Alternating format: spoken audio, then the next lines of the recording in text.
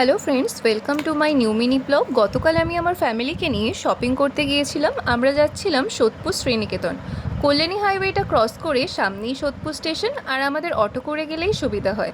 যারা সাউথ বা নর্থে থাকো, শিয়ালদা বা দমদম থেকে মেল লাইনের ট্রেন ধরে সোদপুর স্টেশনে এসে একটু হেঁটে আসলেই শ্রীনিকেতন।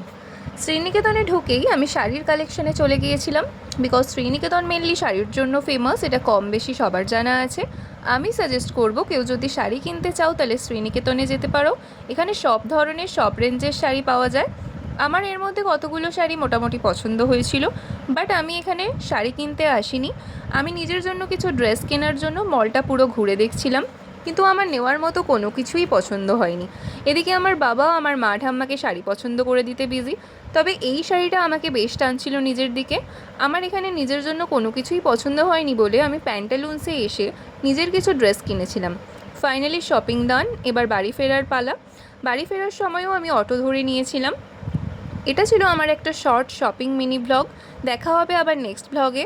আর ভিডিওটা ভালো লাগলে একটা লাইক কমেন্ট করতে ভুলো না। টাটা।